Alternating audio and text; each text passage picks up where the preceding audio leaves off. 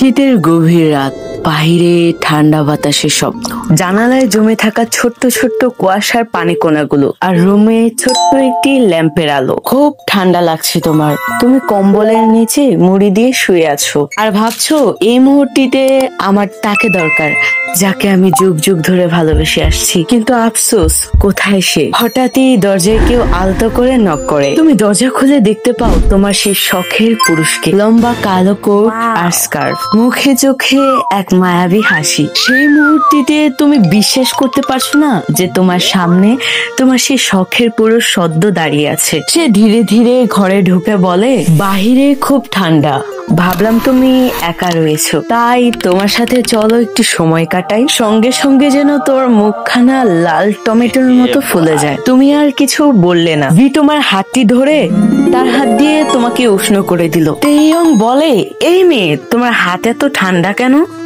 V বলে, আমার পাশে বসো। তোমরা দুজন একদম জানালার পাশে বসো, সেখান দিয়ে তুষার পড়ছে। হঠাৎই ভি তোমাকে রোমান্টিক ভাবে কোলে করে নিয়ে গিয়ে বেডের উপরে শুইয়ে দেয়, আর লজ্জায় তোমার মনে লাড্ডু ফুটতে শুরু করে। তুমি ভাবতে থাকো, মিস্টার কিম এটা আমার সাথে কি করছে?